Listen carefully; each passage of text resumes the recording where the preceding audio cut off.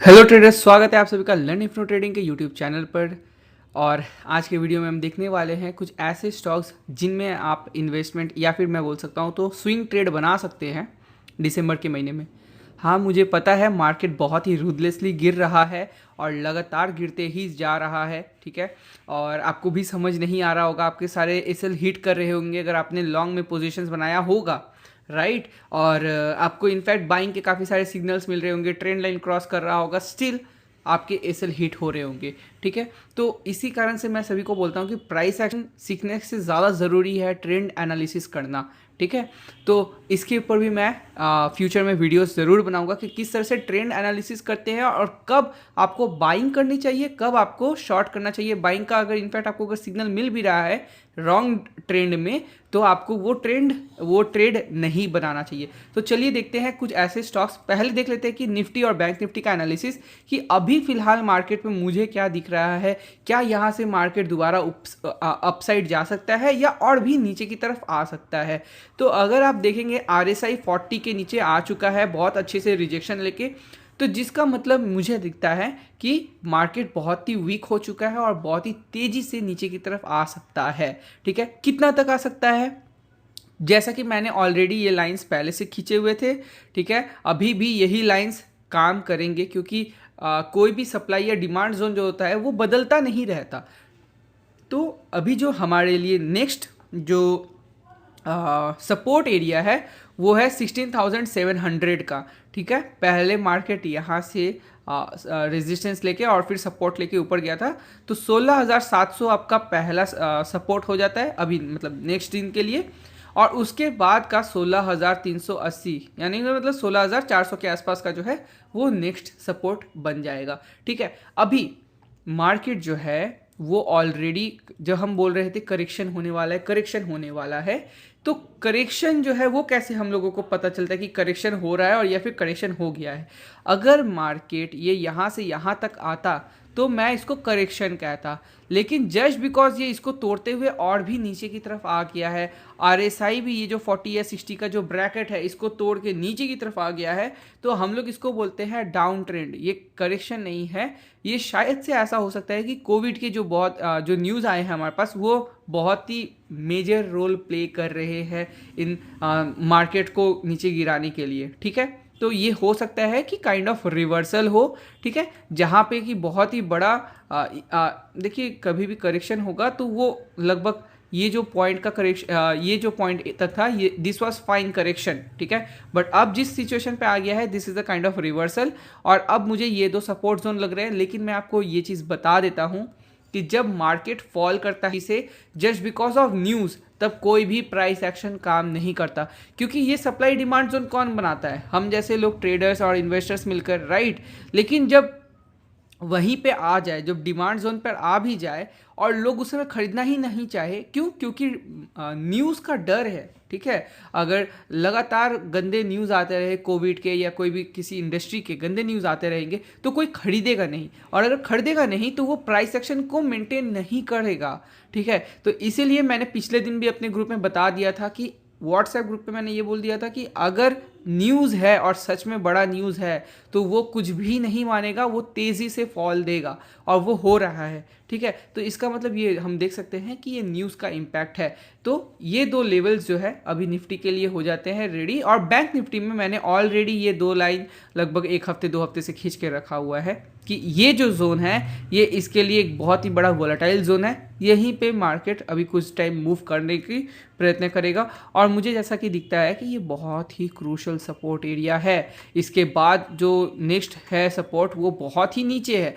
ठीक है। तो यहाँ पे सपोर्ट लेके अगर मार्केट ऊपर जाए और इस एरिया को जब तक नहीं निकलता है आप अच्छा खासा बाइंग नहीं कर सकते, इसके बीच में कंसोलिडेशन करेगा।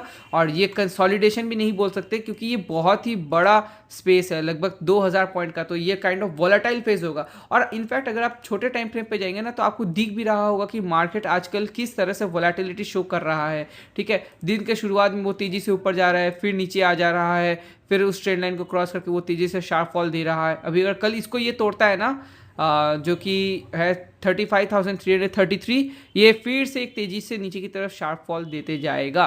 ठीक है, तो इस तरह की चीज़ें मार्केट ऑलरेडी कर रहा है। तो जस्ट बिकॉज ये स्पेस बहुत बड़ा है, ये आपको वोलेटाइल फेस दिखेगा। अभी चलिए मैं आपको ये भी बता देता हूँ कि क्या आप इस फॉलिंग ट्रेंड में क्या बाई कर सकते हैं। जी हाँ, बिल्कुल कर सकते हैं। लेकिन जब आप ऐसे डाउन ट्रेंड के टाइम पे अगर आप बाइंग करते हैं, आपको बहुत सतर्क रहना ज़रूरी है और साथ में आपको ये जानना ज़रूरी है कि आप बाइंग कर किस में रहे हैं। अगर आप कोई भी टॉप 50 या 100 स्टॉक्स में बाई कर रहे हैं तो आप बहुत ही गंदे तरीके से फंस जाएंगे। जब तक मार्केट रिकवर नहीं करता या फिर सिग्नल नहीं देता रिकवरी का, को कोई भी टॉप 100 जो कंपनीज है या 200 कंपनीज है, इनमें तो बाइंग एटलीस्ट नहीं करनी चाहिए। एटलीस्ट टॉप 100 कंपनीज में बाइंग नहीं करनी चाहिए। आप किन में कर सकते हैं? मिड कैप, स्मॉल कैप्स में कर सकते हैं। मिड कैप में भी, टॉप में नहीं, जो लोग थोड़ा सा जो स्टॉक्स नीचे की तरफ पड़ते हैं उनमें, और फिर आप स्मॉल कैप्स। ठीक है, ज़रूरी नहीं है कि अगर कोई एक सेगमेंट गिर रहा है तो उसके कारण बाकी सब सेगमेंट गिरेंगे। कभी ऐसा भी देखा जाता है कि ऑटोमोबाइल सेक्टर गिर रहे हैं, कभी देखा जाता है कि रियल एस्टेट सेक्टर गिरता है। तो कोई एक सेक्टर गिर सकता है, लेकिन इसका मतलब ये नहीं कि सभी सेक्टर्स गिरने लगे। ठीक उसी तरीके से कोई एक कैप में अगर लार्ज कैप में फॉलिंग आ रही है तो ज़रूरी नहीं है कि स्मॉल कैप में भी वैसे फॉलिंग आए। तो आज मैं आप लोगों को कुछ वैसे भी स्टॉक्स बताने वाला हूँ जिसमें बहुत ही अच्छा प्राइस एक्शन बन रहा है और उस पर मार्केट का ज़्यादा असर नहीं दिखा है। तो उम्मीद है कि वहाँ पर आप पैसे बना सकेंगे बाइंग करके, अगर आप स्विंग ट्रेडिंग करना चाहते हैं तो। और कुछ ये ऐसे भी स्टॉक्स रहेंगे जो कि आप शॉर्ट करना चाहते हैं तो उस पर भी आप शॉर्ट बना सकते हैं। तो जैसा कि पिरामिड इंटरप्राइज का हमने बताया था कि अभी ये शॉर्ट के लिए इनेबल हो गया है। अगर आप लोग इसमें मिस कर गए थे तो अभी भी आपको बहुत ही अच्छे प्राइस पे मिल रहा है, आप इस पर शॉर्ट कर सकते हैं। आपका एसएल रहेगा 2512 पे और आपका टारगेट आप देख सकते हैं 2214 तक का। ठीक है, आप नेक्स्ट दिन जाके डायरेक्ट इस पर शॉर्ट बना सकते हैं। ये डाउन ट्रेंड कन्फर्म हो चुका है। अब हम आते हैं मिंडा इंडस्ट्रीज़ पे। ठीक है, आप देख सकते हैं कि मार्केट इतना तेज़ी से लगातार फॉल कर रहा है, लेकिन इसमें वैसी कोई भी फ़र्क इस पर नहीं दिख रहा है, उसका असर नहीं दिख रहा है। ये कारण क्या है? क्योंकि ये उस लार्ज कैप में भी नहीं पड़ता है, टॉप 100 कंपनीज में नहीं आता है और शायद से इस पर वो कोविड का असर नहीं पड़ रहा। ठीक है, सो अभी आप देखोगे तो इंटरेस्टिंग दौर पे कि एक तो ये बहुत ही अच्छे ट्रेंड लाइन जो है इस पर सपोर्ट बार बार लेते जा रहा है। इस बार भी इसने बहुत ही अच्छा सपोर्ट लिया है, RSI 60 के ऊपर भी निकला है। और साथ ही में अगर आप आवरली चार्ट पे देखेंगे तो ये देखिए 1, 2, 3 और चौथा चार बार ऑलरेडी टच करके ये हायर हाई बना चुका है। अभी अगर आपको इसमें एंट्री बनाना है तो आपको कहाँ एंट्री बनाना चाहिए? The best place will be 926.3 के ऊपर। ठीक है, तो अगर 926.3 के ऊपर निकलता है मिंडा इंडस्ट्री तो विद एन एसएल ऑफ 8% आप इसमें एटलीस्ट 15 to 20% का टारगेट देख सकते हैं। Minda industries above 925। ठीक है, अबव 925 के ऊपर जिसका हाई को क्रॉस अगर आप इसमें बना सकते हैं। पावर ग्रिड, अभी पावर ग्रिड को भी आप देखेंगे तो जैसा कि यहाँ पे आप देखे होंगे कि बहुत ही अच्छा एक चैनल पैटर्न था जो कि कन्वर्जिंग चैनल पैटर्न है। मैं आप लोगों को ये भी सिखाऊंगा कि कन्वर्जिंग चैनल पैटर्न क्या होता है, डाइवर्जिंग चैनल पैटर्न क्या होता है, कब किस में ट्रेंड बनाना चाहिए, पैरेलल चैनल पैटर्न्स क्या होते हैं। ठीक है, कब किस में ट्रेड बनाना चाहिए, कब किसको अवॉइड करना चाहिए, कहाँ पे फेक ब्रेकआउट ज़्यादातर मिलते हैं, जो कि प्रीमियम क्लासेस में मिलते हैं ना, जहाँ पे आपको 20 से 25 हज़ार रुपये खर्च करने पड़ते हैं। वो सभी कंटेंट मैं आपको फ्री में यूट्यूब पर देने वाला हूँ। चलिए देखते हैं यहाँ पर क्या हुआ है। पहला यहाँ पर, दूसरा यहाँ पर, तीसरा यहाँ पर, चौथी बार जब इसने ब्रेकआउट दिया तो ये फॉल्स ब्रेकआउट था और इसको हम लोग कहते हैं बियर ट्रैप। ठीक है, बियर ट्रैप का मतलब ये होता है कि मार्केट ने स्टॉक ने इस ट्रेंड लाइन को ब्रेक तो किया, ठीक है, हायर हाई भी फॉर्मेशन किया, तो आप सभी ने यहाँ एंट्री बनाया होगा। ठीक है, और उसके बाद नेक्स्ट दिन से वो गड़गड़ा के नीचे आके आपका एसएल को हिट किया और नीचे की तरफ सीधा चला गया। इसको बोलते हैं बियर ट्रैप। जब भी कोई बियर ट्रैप में फंसता है हम उसको बोलते हैं शॉर्ट मार दीजिए, सीधा वो नीचे जाने के लिए तैयार है। ठीक है, ये बहुत ही बढ़िया होता है ट्रेडिंग में। एनीवे 3 या 4 बार यहाँ पर रिजेक्शन खाने के बाद अब की इसने बहुत ही बढ़िया अगेन ब्रेकआउट दिया है। यहाँ पर एसएल के साथ लोग बाइंग बनाना शुरू कर चुके हैं ऑलरेडी। यहाँ कंसोलिडेशन जो आप देख रहे हैं ना, ये कंसोलिडेशन का मतलब है कि जो बड़े प्लेयर्स हैं वो धीरे धीरे यहाँ पे पैसे धीरे धीरे जमाना शुरू कर चुके हैं।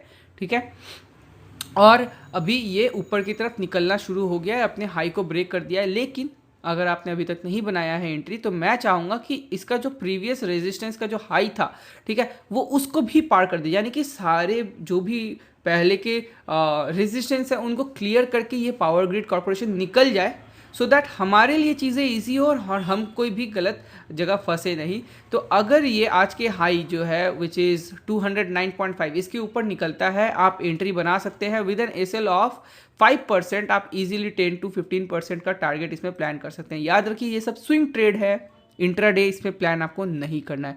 पावर ग्रिड अबव 210 आप इसमें एंट्री बना सकते हैं। नेक्स्ट है बजाज होल्डिंग्स, ठीक है। अगेन आपको दिख रहा है मार्केट इतनी तेजी से रैपिडली फॉल कर रहा है, ऑलरेडी 9% का करेक्शन आ गया, लेकिन क्या आपको दिख रहा है, कोई भी असर दिख रहा है? बिल्कुल नहीं दिख रहा है, राइट। क्यों? क्योंकि इस कंपनी को शायद से उस जो भी फॉल आ रहे जो कारणों से, उससे कोई असर नहीं पड़ रहा, ठीक है।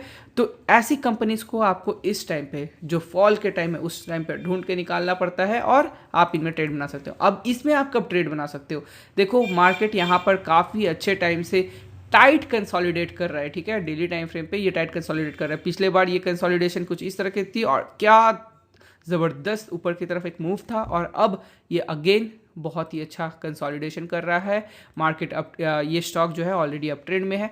अब अगर ये इसको क्लियर कर देता है ना, देखिए बनाने को तो आप एंट्री यहाँ पे भी बना सकते हैं, लेकिन क्या फ़ायदा अगर वो दोबारा से रिवर्स आकर यहाँ पे अगर फंसा दे, दोबारा से ऊपर जाए, तो आपका एसएल यहाँ पे रहेगा, आप फंस जाओगे, राइट। मैं बड़े एसएल के साथ काम इसलिए नहीं करता क्योंकि मुझे पता है जिसको चलना है ना वो इसको तोड़ नहीं पाता है, ठीक है। और मेरे स्ट्रेटेजी के हिसाब से ये बहुत ही बढ़िया बैठता है, ठीक है। तो मैं क्या चाहता हूँ कि अगर ये इसका हाई विच इज़ 5160 को अगर वो तोड़ देता है विद एन एसएल ऑफ 6%, आप इजीली 15% का टारगेट इसमें देख सकते हैं, ठीक है। पिछले बार जब इसने ब्रेक किया था तो 38% का मूव दिया था, तो जो कि मैं बोलता हूँ हाफ क्वांटिटी सेल करिए और बाकी हाफ क्वांटिटी को ऊपर की तरफ रन करने दीजिए और एसएल को ट्रेल करते जाइए विथ 10% या 5% का गैप छोड़कर, ठीक है, जो कि आपको कंफर्टेबल लगे।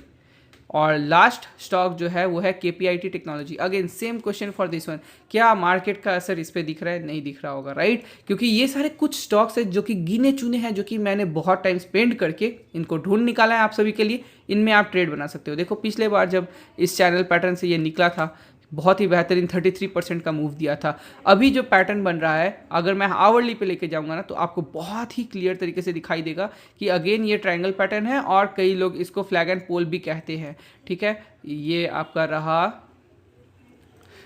रहा फ्लैग और ये आपका रहा पोल, ठीक है।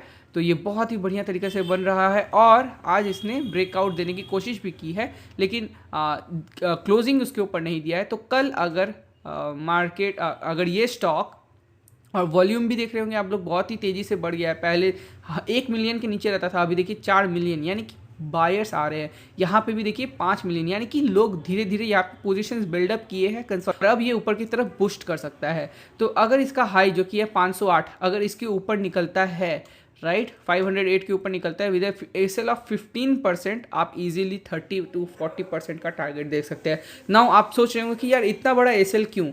इट इज़ जस्ट बिकॉज ये बहुत ही स्मॉल कैप स्टॉक्स है, इसका वैल्यूएशन बहुत ही कम होता है, यहाँ पे मूवमेंट बहुत हाई होते हैं, राइट। तो यहाँ पे छोटी एसएल के साथ आपको मुसीबत पड़ सकता है। देखिए आज खुद इसने 12% का मूव लगाया है, राइट। तो इतना बड़ा बड़ा मूव अगर वो एक एक दिन में लगाता है, तो सपोज अगर लगातार ये एक साथ ट्रेंड किया, तो आपका जो टारगेट है वो 3-4 दिन में, जैसे कि यहाँ पे देखिए आप 33%, 34%, वो 7 या 8 दिन के अंदर कंप्लीट कर दिया। तो इस कारण से आप लोगों को थोड़ा सा एसएल जो है वो बड़ा रखना ही पड़ेगा। तो लगभग 14 से 15% एसएल के साथ आप 30 to 35% टारगेट के लिए देख सकते हैं। तो ये ही रहे कुछ स्टॉक्स। पहला था पिरामिड एंटरप्राइज, आई गेस, जो इसमें मैंने आपको शॉर्ट बताया है। अगर आप चाहो तो शॉर्ट बना सकते हैं मार्केट खुलते ही। ज़्यादा नीचे आप मत बनाना, अगर ये पोजीशन आपको मिल जाता है तो बहुत बेहतरीन हो, और थोड़ा सा ऊपर इस एरिया में मिलता है तो और भी अच्छा। दूसरा है मिंडा इंडस्ट्रीज, उसके बाद है पावर ग्रिड, उसके बाद है बजाज होल्डिंग्स, और उसके बाद है KPIT टेक। ये चारों में मैंने आपको बाइंग बताया है, ये चारों स्विंग ट्रेड है, तो आप चाहे तो ईजिली इसमें बना सकते हैं, कैश पे बना की मैं ज़्यादातर सलाह दूंगा। अभी फ्यूचर्स पे आप मत बनाइए क्योंकि मार्केट ऑलरेडी फॉल कर रहा है, सारे स्टॉक्स फॉल कर रहे हैं, ठीक है। तो बाई चांस अगर इनमें उनका इफेक्ट दिखता है, आपके एसएल हिट होंगे, और बड़े एसएल देने का ज़रूरत है नहीं अभी आपको। तो जो आप यूजुअली पोजीशंस बनाते हैं उसका 60% आप पोजीशन बनाइए। अगर आपका 1 लाख का कैपिटल में आप 1 लाख रुपए से ट्रेड करते हो तो अभी आप 60,000 से ट्रेड करिए, ठीक है। 60,000 से स्विंग ट्रेड बनाइए इस पे। तो ये रहे 4 स्टॉक्स, और मैंने आपको निफ्टी और बैंक निफ्टी का अपडेट भी दे दिया है। अगर आप हमारे व्हाट्सएप ग्रुप से अभी तक नहीं जुड़े हैं तो जुड़ सकते हैं, लिंक आपको नीचे डिस्क्रिप्शन में मिल जाएगा। चैनल को अभी तक सब्सक्राइब नहीं किया है तो कर लीजिए। वीडियो अगर पसंद आया तो लाइक बटन दबा दीजिएगा, कमेंट भी कर दीजिएगा और अपने कम्युनिटी में शेयर भी कर लीजिएगा। तो इस वीडियो में इतना ही दोस्तों, हम मिलेंगे आपसे अगले वीडियो में, तब तक के लिए बाय बाय।